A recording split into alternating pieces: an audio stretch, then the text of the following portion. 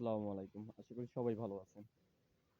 খুব ভোরে আজকে ৬টা বেলা সকাল ৬টার সময় আমি কাজে বের হয়েছি, কাজের উদ্দেশ্যে।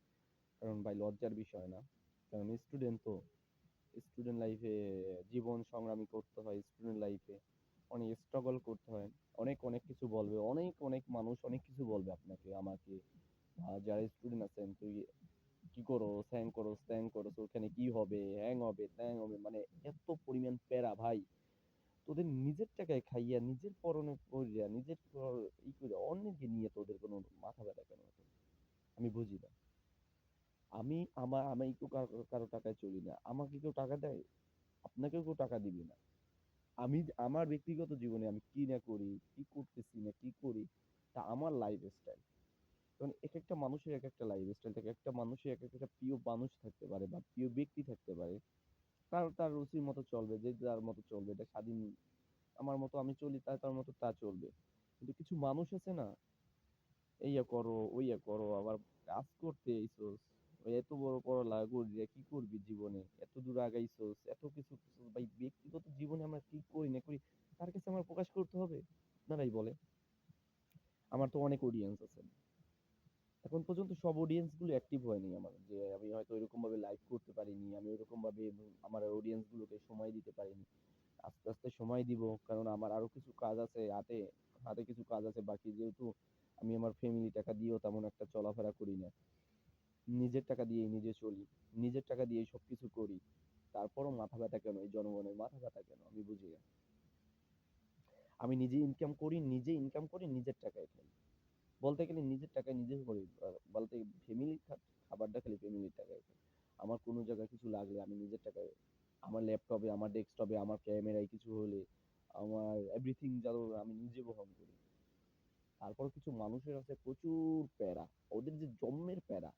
ওদের মানে প্যারা হচ্ছে অন্য মানুষকে নিয়ে কি করবে? মানে তাদের কোনো কাজ থাকে না। কি করতে আছে? আমি ভালো লাগে আমি কাজ করব।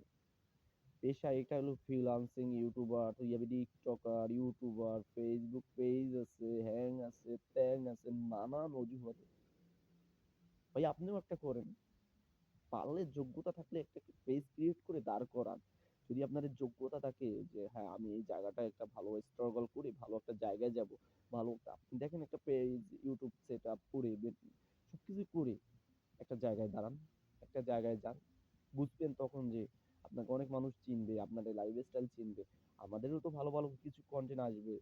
এর মধ্যে তো আমরা কনটেন্টের জন্য প্যারা নিচ্ছি না। আমার কিছু টার্গেট আছে, সেগুলো টার্গেট ফিল আপ করার পর আমার আরো অনেক কাজ আছে। তখন আপনাদের মাঝে আমাকে প্রকাশ্যে পাবেন, হুট করে পাবেন। বুঝি না ওদের কি যন্ত্রণা কিসের? এত যন্ত্রণা কিসের? আমি নিজের টাকায় খাই, নিজের টাকায় চলি। ওদের এই যে সকালবেলা বের হয়েছি আমি ৬টা বাজে। যদি আমি কাজে না যাই, আপনারা আমাকে টাকা দিবেন। আমি ৳৫০০ বা ৳১,০০০ কাজ করে আসি। হাফ বেলা কাজ করি আমি।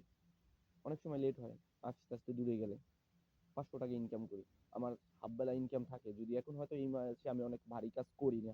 আমার যতটুকু আমার ড্রিম আছে একটা জায়গায়, সেই ড্রিমের জন্য আমি কোনো হার্ড কাজ করি না। এজন্য আমি এখন একটা মাস আমার কষ্টে চলাফেরা করা লাগবে। এজন্য বলি, যাদের খুব প্যারা না, এই যে কাজ কইরা সকালবেলা ৬টার সময় বের হইয়া এখনো আসলাম। এখন এসে গোসল করব, খাবো, তারপর ডেস্কে বসবো। তারপর আবার কিছু কাজ আছে সেগুলো করব। ভাই আমি যেগুলো কাজ করি সেগুলো যদি আপনারা করেন, তাহলে বুঝতে পারবেন কত কিছু। সেগুলো যে কত প্যারা নিয়ে কাজ করতেছি। সে জায়গায় দাঁড়ালে একটা সময় আপনার সাথে আমার সাথে কখনো তুলনা দেওয়া যাবে না। আপনার সাথে আমার এখন তুলনা দেন যে তুইও কাজ করস মাঠে, আমিও কাজ করি মাঠে। ঠিক আছে আমি মানি। তোর শিক্ষাগত যোগ্যতা হয়ে লাভ কি? তুই কোদাল কোপাস। ঠিক আছে আমি মানি। এটা আমি প্রকাশ্যে আমার পেজে প্রকাশ্যে বললেও কোনো সমস্যা না। আমি গর্ব করে বলতে পারবো আমি মাঠে কাজ করি, ঘাটে কাজ করি, এ জায়গায় কাজ করি, ও জায়গায় কাজ করি। আমি আমার লাইফস্টাইল চালাই। আমি আমার কনটেন্ট পেজ দেই। আমার ভিডিও পেজের ভিতরেও আমি কিন্তু মাঠে কাজ করি, বরে কাজ করি, সেগুলোও আছে। কারণ এটা একটা আমার যোগ্যতা। আমাকে সবাই তখন বলবে, দেখবেন আপনারাই বলবেন যে না, ছেলেটা ঠিক আছে, কষ্ট কইরা আসছে। এইগুলো বাদ দেন। নিজের নিজের চিন্তা করেন। নিজে কি করবেন ভবিষ্যতে, ইন ফিউচারে কি করবেন সেগুলো সেগুলো নিয়ে ভাবেন। নিজের ছেলে-মেয়েদের নিয়ে কি করবেন এগুলো নিয়ে ভাবেন। ধন্যবাদ।